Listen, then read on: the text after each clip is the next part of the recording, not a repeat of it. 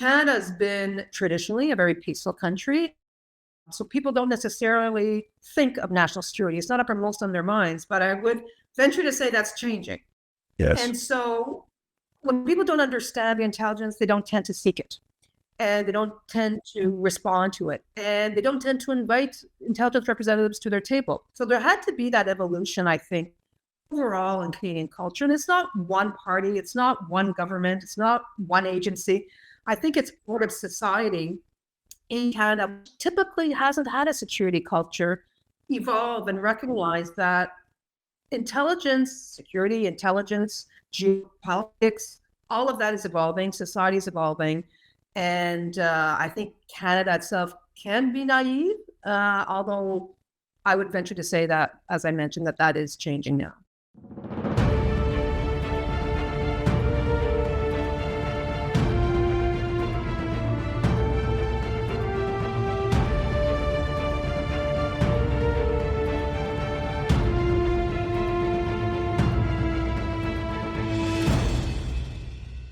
I'm Alex Dalziel, a senior fellow at the Macdonald-Laurier Institute, where I am the National Security Project Lead. Welcome to MLI's flagship podcast, Inside Policy Talks.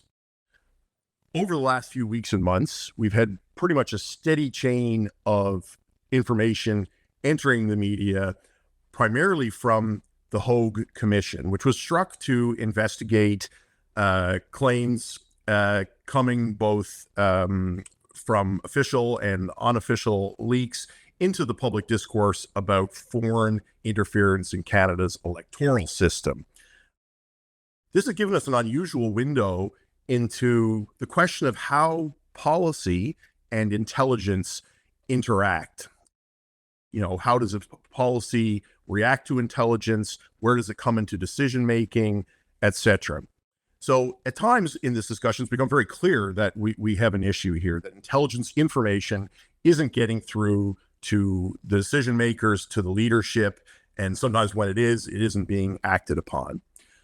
Some say that this points to what they call a lack of an intelligence culture in the Canadian government and public service. So to talk about this more, I'm joined today by Michelle Tessier.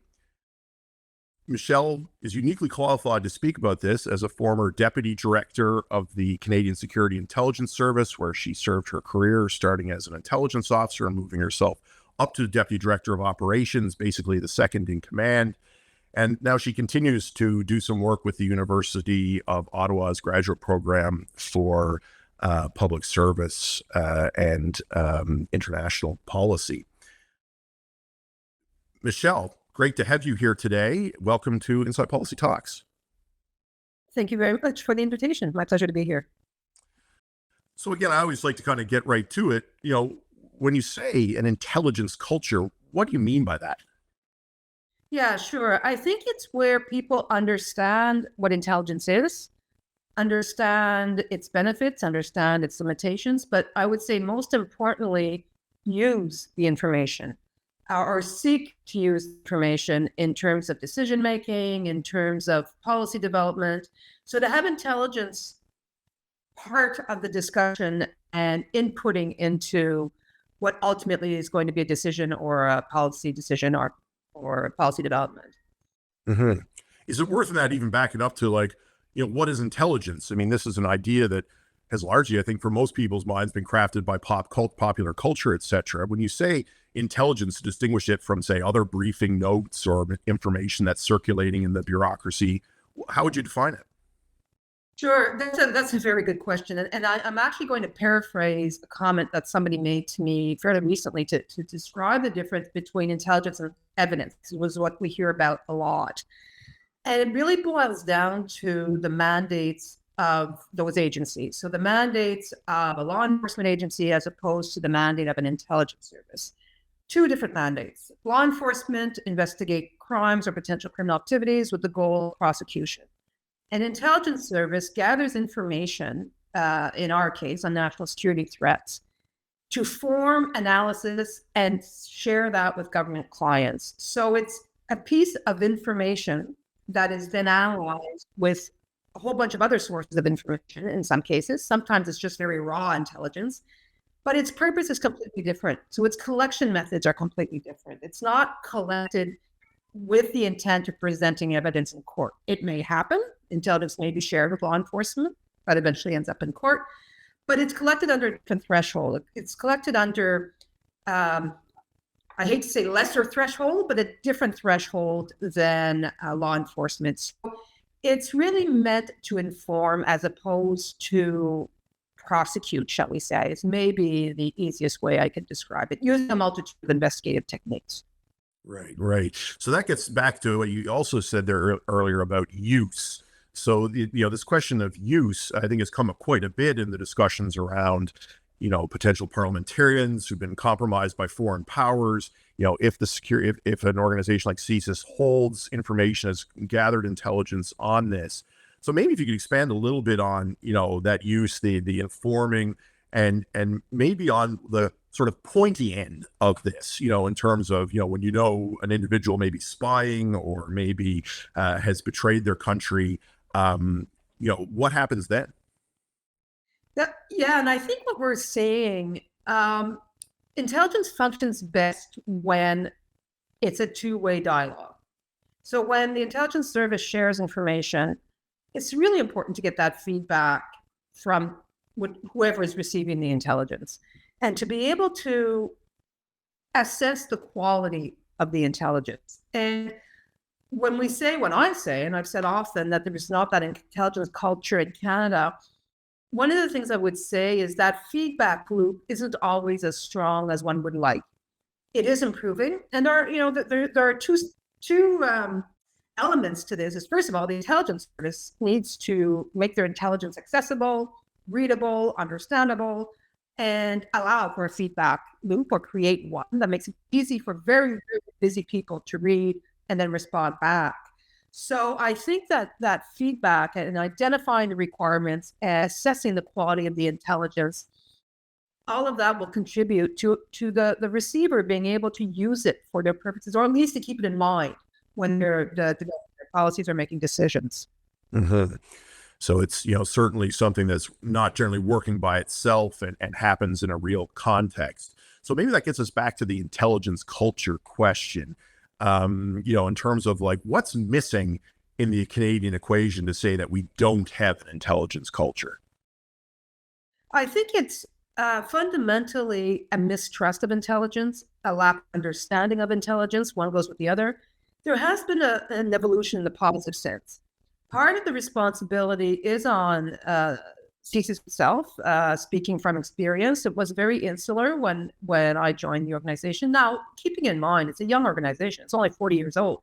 We don't have the history in Canada that the UK has, or even that the Americans have. Canada's been traditionally a very peaceful country, so people don't necessarily think of national security. It's not uppermost on their minds, but I would venture to say that's changing.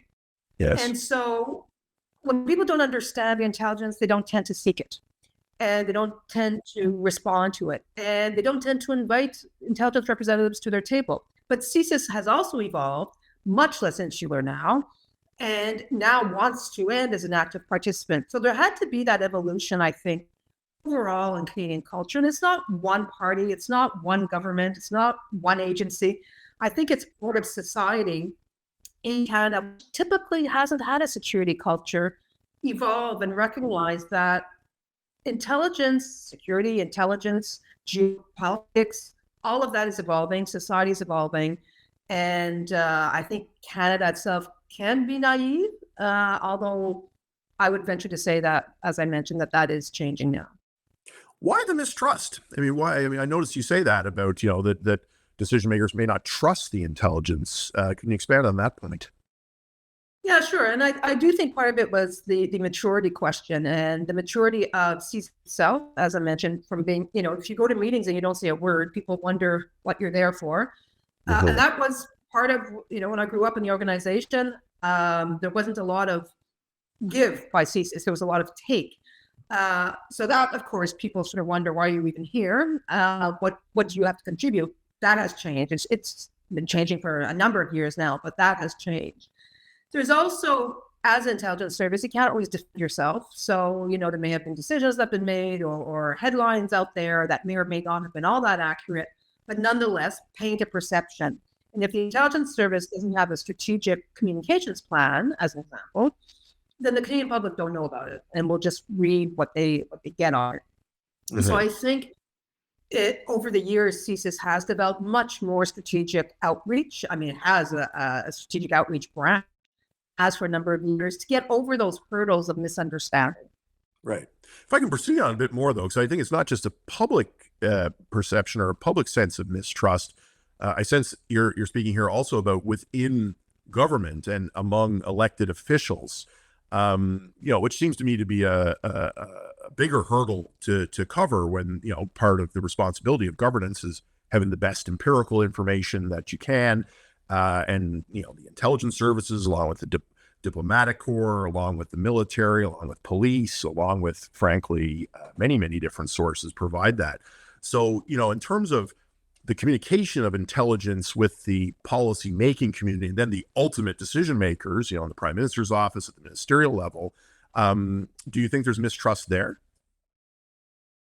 I don't know. I wouldn't say there's mistrust at the political level. Really, I think it's more not necessarily understanding, and I don't want to paint everybody with a brush, but right.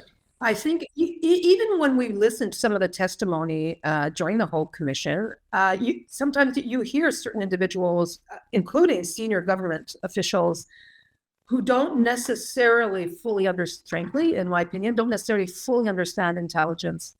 And I don't think it's a fault of anybody. I think it's part of the system, the way the system has been set up in Canada. Only recently is there a National Security Council, as an example. Whereas some of our allies have always, not always, but certainly for many years, have had that sort of infrastructure and setup. Somewhat ahead of us, it seems. Yeah, for sure. Yes, absolutely. Absolutely. And so I think when you look around the world and you see the role of the intelligence community, not just CSIS, but the intelligence community at large plays in other countries where security intelligence is part and parcel of the structure of governance, I think Canada is a bit behind, trying to catch up now, but a bit behind. And as I said, part of that may just be the society has not seen it as an issue for Canada, not just government, but society at large. There hasn't been that demand for it. So I think it's a maturity, to be honest, and I don't think it's ill will or anything. I think there's just a maturity there and a realization that we're a bit behind it and need to ensure our structures, our governance structures, consider intelligence as part of their governance. Yeah, part of the hard work of getting your voice heard that exists in any bureaucratic institutional setting, I would say. Exactly. So you've mentioned a couple of areas where you think it's improved. Might be good to mention those, and then we can talk a little bit more perhaps about where it still needs yet to improve.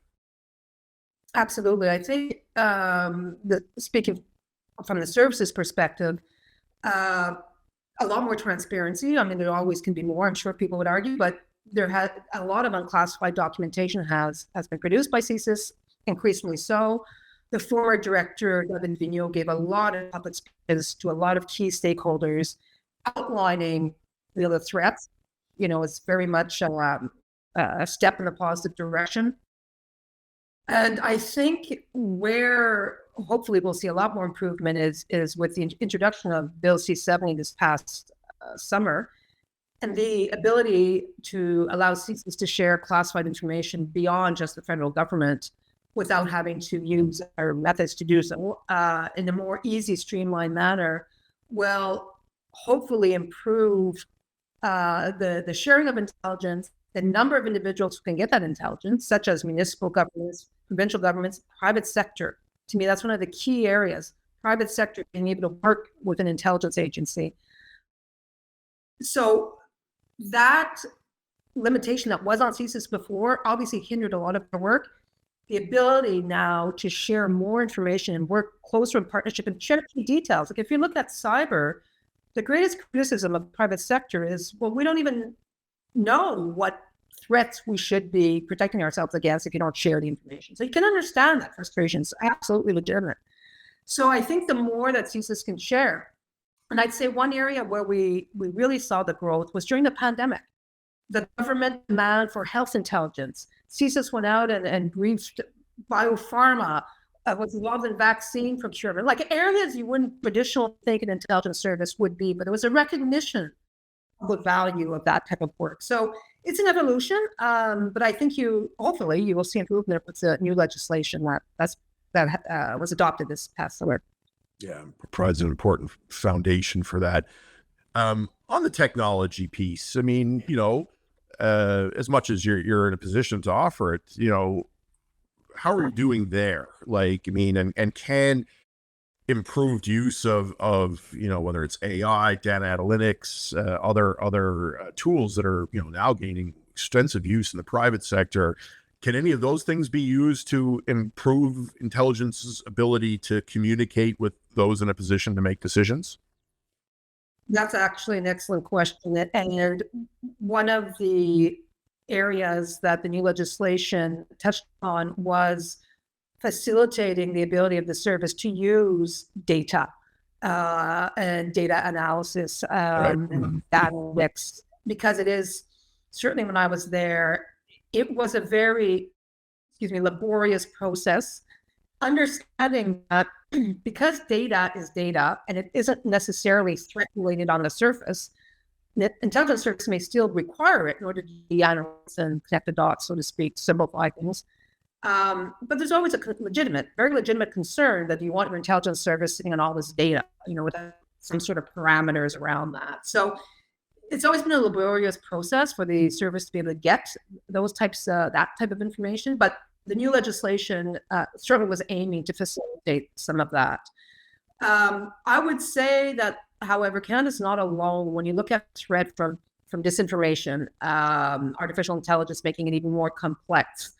So there is a threat element to that as well, and everybody's facing it because as a government entity, you seem to be behind when it comes to technology. It's so quick, it's so advanced. It's made to a lot of times for consumer as opposed to for enterprise or government enterprise. So it can certainly be a threat, while at the same time it's finding that balance and how can, as a government, you can equip yourself so that you can obviously work against or work towards protecting the country and against hostile actors who are trying to harm us. So I think it is an absolute must that the intelligence service be able to have access to these technologies, to use them to better conduct their analysis and be able to share the result of that analysis. So in some ways, CSIS's mandate includes many things. The collection that it has, collection of intelligence information that it's particularly responsible for is, often called human intelligence, or HUMINT in the parlance of the national security community. HUMINT in this context of technology and analytics, et cetera, what are the particular value adds and decision advantages that ancient art of collecting information from sources, not letting others know that you have it, and then passing it to your decision makers? Is there a fundamental challenge here, or what's the lasting value of HUMINT in that context? Sure. I would say what everybody always wants to know with intelligence matters is what is in somebody's mind. So technology isn't going to necessarily tell you what's really in their mind. Like, what are they thinking? What's their strategy? But their close entourage may. So if the value of having the human intelligence is the ability to ask questions, the ability to be close to an individual actor, obviously, and get a better idea of what they really need. So that being said, it goes very well. Technology, obviously, as an intelligence service with federal court authority, the service can get warrants to intercept people's communications and the like. So that's a super important tool. But having a human there who can interpret a lot of it for you, and it can tell you really what the person is thinking, planning, and generally speaking, a threat actor is going to be very careful what they say in terms of through email or text or phone conversation. If they think they're monitored, but they may really trust somebody, and if that somebody's a human source, then obviously you're going to get a lot of valuable information. Right? But that makes it all the more important. The one thing that is so important for an intelligence service is to protect those human sources. So when I go back to the evolution of transparency, the reason the service is so reluctant to declassify information, or any intelligence services, is fundamentally one has to protect one's human sources. One is methods of investigation.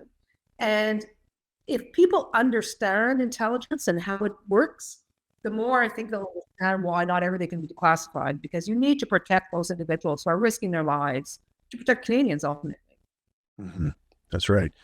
So I'm thinking here, in terms of, if you could see, CSIS and Canada's national security community doing maybe one thing better, two things better, what would it be? And maybe, what are the 1 to 2 things, just kind of a Christmas wish list for you that needs to happen, whether it's our parliamentarians or other public servants, what needs to happen there to kind of create this intelligence culture? What would be the 1 to 2 things on each side of that equation that you would suggest? Yeah, I think we're getting there. I do. I would say that greater engagement by the intelligence service, greater understanding by the Canadian public of what the intelligence community, the service, but others are doing to protect. I've always found it a bit disappointing that people don't realize the hard work. These are very dedicated employees. They're extremely dedicated employees, and the hard work they do to ensure that Canada's interests are protected. I do think that the service itself has really, really grown its outreach program. So the more outreach, the more it can share its information, the more it can get the feedback towards information is hitting the mark. That all of those processes, to me, will only improve the situation. I think the legislation is a good step in that direction, but intelligence fundamentally has to be part of the governance structure in Canada, in the decision-making in Canada. One of the things I would ask is that the National Security Council be a lot more open about what they're actually doing, because I'm not even sure what they're doing, in all honesty. So obviously they have to protect some of their discussions. That's perfectly understandable. But what's their communication strategy to show Canadians how they are using the information from the security intelligence community to discuss within government and make the decisions? The more, if we look at foreign interference, the ability to brief all parliamentarians, the ability to brief our communities beyond just the political parties, but who are victims or potential victims of foreign interference. So the greater that people feel that they can speak with the intelligence service, get feedback, understand what's going on, I think it sounds simplistic, but there are various processes and laws in place that need to allow that. Yep. The one tool that I find is still harming Canada is the intelligence to evidence question. And that's the ability to still protect our intelligence, but allow its use in court. Right now, it's declassified, so it happens, but sometimes you just can't do it. I go back to my earlier point, because you have to protect the source of information. So if we could find a way within Canada's legal system to still protect some of the intelligence, but use it in a court process, I think it would show people the value in a more concrete manner of how you can use intelligence to prevent threat activity. I still think a lot more work needs to be done on that particular aspect. Yeah, it does strike me you've really hit on something there that, when Canadians hear that a parliamentarian may have, betrayed his or her country, they expect something to happen, right? I mean, that this isn't just going to continue. At the same time, we have to weigh due process and all of those questions. So what I hear and what you're saying is that, in fact, there's quite a few trade-offs, being out front and public versus maintaining secrecy, maintaining usefulness while, respecting the laws of the land, some distinct challenges for creating a functioning intelligence culture as part of governance and of public discourse.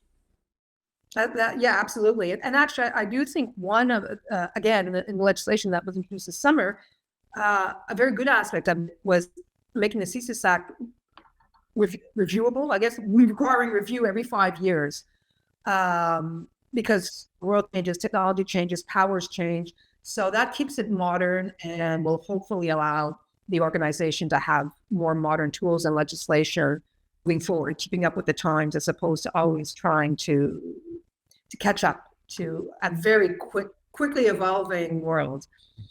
Yes. Well, Michelle, I think you've done a lot here to introduce, a number of topics that are very current within the intelligence and national security community, and importantly, how these relate to, thinking about this if you're a Canadian citizen and, in fact, involved in politics or, business and others. It sounds, again, I know from my career, you talk about clients. Sounds like the client set isn't anymore just government officials. It's private sector, it's civil society, it's academia. So getting that sort of more, a broader conception of what a modern intelligence enterprise looks like. I think you've helped us think about that today. Well, thank you very much. Yeah, always happy to offer a final chance for a thought there. Oh, well, I appreciate the ability, the invitation, and being given the opportunity to talk about it, because it's important work. I spent 35 years of my life doing it, and it's fascinating work. It's important work, but at the end of the day, you cannot work in silos, and you have to work with Canadians, with communities, with all stakeholders. So any ability to discuss intelligence, helping people's understanding, is always very appreciated. Great. Michelle, that's a great note to finish on. Thank you for coming in, talking about these issues, sharing your experience, and it's commendable that you remain engaged in the public conversation here on this, given your wealth of knowledge and experience. So thanks, everyone, for joining us today and listening in. As ever on Inside Policy Talks, we're trying to get a bunch of national security issues out for discussion. Look forward to any feedback you may have. And otherwise, again, Alex DL, Senior Fellow, Macdonald-Laurier Institute. Look forward to seeing you again soon on Inside Policy Talks.